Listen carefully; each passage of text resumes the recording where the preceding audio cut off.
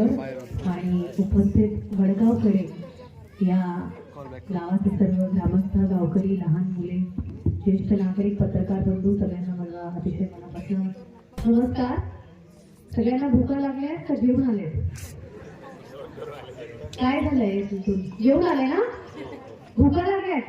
अहो तुमच्यापेक्षा जास्त भूक मला लागली. आम्ही 200 किलोमीटर लांब प्रवास करून आलोय सकाळपासून, तरी पण बघा आम्ही ऊर्जा देण्यासाठी आलोय. तर थोडी ऊर्जा मला तुमच्याकडनं पण हवी आहे. दोन्ही हात असे वर करा सगळ्यांनी, ज्यांच्याकडे 2 हात आहेत.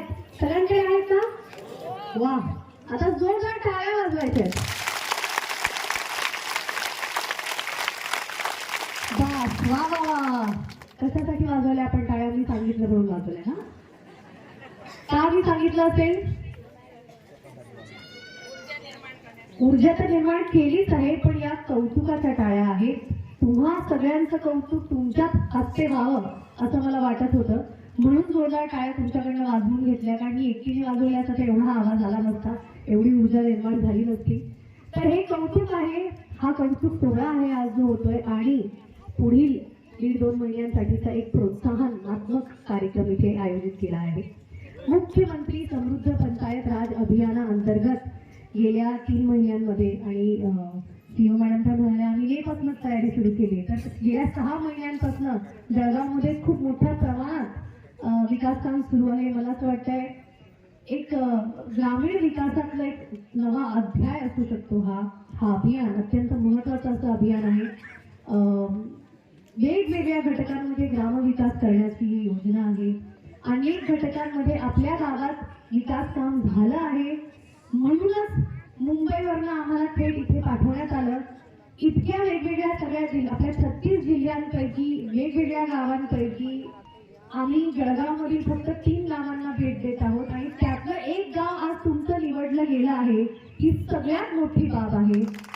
याचं कारण असं आहे की तुम्ही इतकं सुंदर काम करत आहात सगळ्या घटकांमध्ये. महिला बचत गट असतील, अंगणवाडी असेल, मराठी शाळा असतील, आपलं जलशिवार प्रकल्प असेल, जलतारा असेल, शेतकऱ्यांसाठी असेल, सौर ऊर्जा असेल, आपल्या ग्रामपंचायत ऑफिसमध्ये असणारं सगळं CCTV आणि डिजिटलायझेशन असेल, या सगळ्या विविध घटकांमध्ये तुम्ही उत्तम कामगिरी केलेली आहे. पण हे काय ग्रामपंचायतीचं एकट्याचं काम नाहीये, जिल्हा परिषदेचं काम नाहीये, आमदारांचं काम नाहीये. यामागे सगळ्यांनी एकत्र येऊन काम करणं गरजेचं होतं. आणि त्यात लोकचळवळीतनं, लोकसहभागातनं, म्हणजे तुमच्या सगळ्यांच्या सहभागातनं आज आपण इथपर्यंत पोहोचलो आहोत. स्पर्धा होत राहतात, योजना येत राहतात, अभियान अनाऊन्स होत राहतात.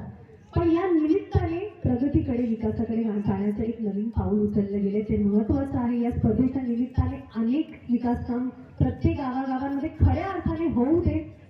बऱ्याच ठिकाणी आम्ही गेलो आहोत महाराष्ट्रभरात, सगळीकडे मोठ्या प्रमाणात जोशात काम सुरू आहे. असंच काम चालू ठेवा. 31 मार्चपर्यंत ही स्पर्धा सुरू आहे. 100 पैकी 100 गुण तुम्हाला मिळो, 5 कोटीचं बक्षीस तुम्हाला मिळो, आणखी मोठं विकास काम या गावामध्ये हो, अशा मी तुम्हाला शुभेच्छा नक्कीच देते.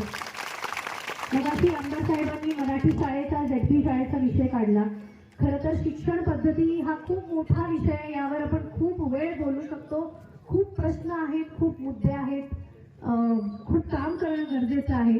पण आमदार साहेब तुम्ही म्हणालात ZP शाळा जी आहे किंवा आपल्या प्रायव्हेट स्कूल शहरांमध्ये काय झालंय, शहरांमध्ये प्रायव्हेट स्कूलचं बाजारीकरण झालंय आणि गावांमध्ये ZP शाळा आजारी पडल्या. आता याच्यामध्ये खूप मोठा एक दरी निर्माण झाली आहे. ती कशी भरावी, कोणी भरावी, किती काळ लागेल, हा खूप मोठा विषय. पण शिक्षण पद्धतीवर काम होणं अत्यंत गरजेचं आहे आपल्या देशामध्ये, फक्त महाराष्ट्रामध्ये नाही. पण तरीही प्रयत्न चालू आहेत. एकीकडे डिजिटलायझेशन होत आहे, पण त्याचबरोबरीने अनेक विषय आहेत. पण मला असं वाटतंय हे एक सकारात्मक, प्रेरणात्मक पाऊल आहे. डिजिटलायझेशन सोबतच आपली संस्कृती कशी जपायची हे आपल्या गावाकडे शिकण्यासारखं आहे. आणि हे या दोन्हीचं समतोल साधत तुम्ही पुढे जा. जळगाव जिल्हा हा रानकवी नादो महाराजांचा जिल्हा आहे, हा बहिणाबाईंचा जिल्हा आहे. त्यांच्याकडनं प्रेरणा घ्या. प्रत्येक क्षेत्रात तुम्हाला चांगले गुण मिळो, प्रत्येक घटकात चांगले गुण मिळो. ह्या गावांनी उत्तरोत्तर विकास काम आणि प्रगतीशील राहावं. धन्यवाद. खूप खूप मनापासून शुभेच्छा या स्पर्धेसाठी आणि एकंदरीत